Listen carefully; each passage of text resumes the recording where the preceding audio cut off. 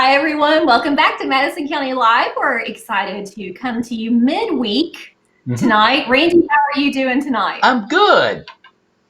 Good. Staying healthy at home? Absolutely. I'm happy to hear that. Well, we have a special report tonight from our friend Kelley McBride with the Madison County Health Department. Kelley is going to give us important information on masks. She has all the information from the CDC and more. Randy, are you ready to roll that? Let's do it. Okay, let's hear from Kelley McBride. Folks, welcome back. We are thrilled to have our friend Kelley McBride with the Madison County Health Department joining us again this evening. Kelley, thank you so much for being with us tonight. You're welcome, and as always, I'm so happy for you guys to provide a platform for us to get out some of our messaging. You're more than welcome. And what are you talking about tonight, Kelley? Well, recently the governor announced that he wants to recommend for everyone to wear a mask out in public. Again, it's a recommendation. It's not going to be anything that's going to be heavily enforced, but it is a way for us to move from healthy at home to healthy at work. So this is going to take some time, but for us to continue our good hand washing habits and social distancing habits, and to add one more countermeasure to protection, this will help us get from healthy at home to healthy at work. Right. Okay. So Kelley, walk us through that. Right. Now you can wear either a cloth mask or if you have a different kind of mask, you can wear that as well. But the easiest thing to obtain would be probably one of the cloth masks. Now, we can make these ourselves. We can have friends or neighbors make those for us, because I know there are those talented people out there who can do that, and I've been fortunate to have some very sweet friends make some masks for me, so I appreciate that. There are two really good links that I want to promote. The cdc.gov link is always good. So there are guidelines on how to make a mask and how to wear a mask. And also something that we put out on our Facebook page is a LinkedIn article. And let me make sure I get the doctor's name right, but Dr. Peter Tippett. Okay. And it's called Saving Your Health One Mask at a Time. So please read that whole article. He goes into a lot of detail that will be very helpful. But a couple of things that I wanted to stress from that article was that he said any mask has three main protective properties. And one, it makes it difficult for you to touch your face, and because that's one of the biggest transmission factors that we have when you touch your hands to your face. So having that mask on is kind of that reminder of I don't need to touch my face. And then it also reduces the exposure to your nose and mouth to viruses or particles in the air. And then thirdly, it reduces your chance that others will get infected from you if you are sick and you don't know it, and vice versa. If you are sick, you need to stay home. So something that I thought he pointed out was really interesting, that when we drive our cars, we have seat belts and we have airbags. Right. And so both of those things work together to reduce our risk of being hurt. And then on top of that, we have speed limits and signs and other protocols that we have to follow when we drive. So he explains how having a mask on, well, your nose reduces the particles that will get into your throat. We're just made that way.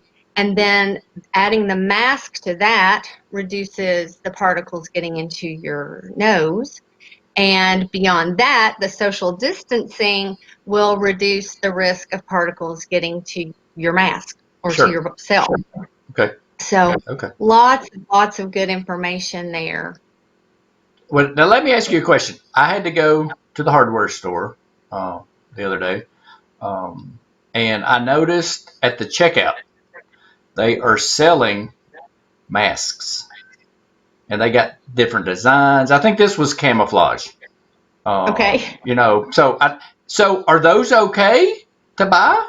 I mean, Yes. okay, Actually, even if you make it yourself, the cloth, there are lots of different recommendations out there. And Dr. Tippett addressed this in his article, and he said, you're welcome to spend a lot of money. You're welcome right, to, reach out to other people and have layers of filters inside your sure, mask or whatever, but he really makes the great argument that just a cloth mask folded over, or cloth folded over several times, is going to be a good thing to wear, right, and to, okay, you don't have to spend all the fancy money, and you don't have sure, to have something very expensive to do. It can be simple. Even the simple things will be a good protective barrier. right, So okay, that's good to know. sure, sure. Colleen, do we have our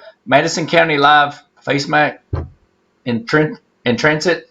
Do we have those? Well, actually, yes, we're going to. So Oh, good. more on that, Kelly, and I think we'll have some more information on a local mask maker that we will be featuring. Nice, Yes. That is excellent, great. cool. Oh, and I'm glad you mentioned that, because there have been reports of calls coming into emergency management, Mhm. and possibly the health department too. They are of people looking for masks from us, and Okay, we are not a resource, and neither is the emergency management agency. We're not resources for those masks. okay, So until other possibilities, other avenues can be established, hmm, if ever. We are referring folks to the CDC sure, website and the Kentucky COVID-19 website right, for videos of how to make a mask, right, how to wear the masks, okay, and for there's videos, and then there's how-tos, written out instructions and cool, directions on how to sew, if you are so inclined. okay. I don't know if did we mention this? It's important to have it over your nose and under your chin. Yes, you want to talk I more think about we that? said that. Well, I know that folks have been out in the public, and they'll see people with a mask hanging off of their ear, Yes. or they'll be working and they'll have them under their chin, and Hmm. that's not going to provide anybody any protection. So we Right. need to make sure that we have Yep. those on properly. Right. Right. Good. Good. Now, and all of this is available on your website Yes. and your Facebook And page. yes, Okay. I will Good. make sure you get those proper links Excellent. so we can Excellent. share that with everybody. Fantastic. Kelly, as always, thank you so much for this incredibly useful information from the Madison County Health Department. We appreciate you and your entire team keeping us safe and healthy at home, and as you say, a transition to be healthy at work. Right. All right. Thanks, guys. Thank you. All right. And folks, we'll be right back.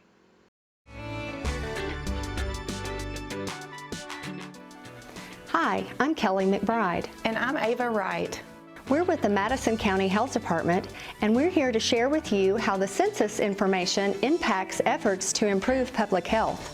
Census information influences policies and practices that protect the quality of our air, water, and food, and the policies that provide local health education and health services. The census results will inform how hundreds of billions of dollars in federal funding are allocated to more than 100 programs: Medicaid, Head Start, block grants for community mental health services, and the Supplemental Nutrition Assistance Program, also known as SNAP. Your efforts can make a difference in our local community for the next decade. Fill out the 2020 census today. We've been counted. Have you? To get counted, take the 2020 census at my2020census.gov. Hey, everybody. Thanks for watching this special, extra special segment with Kelley McBride and about masks. That's right. Always important information.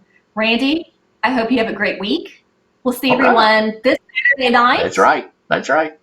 And we'll do a special encore playback of this segment too, in case you missed it. Very good. All right, everyone, stay safe, stay healthy, and we'll see you again soon.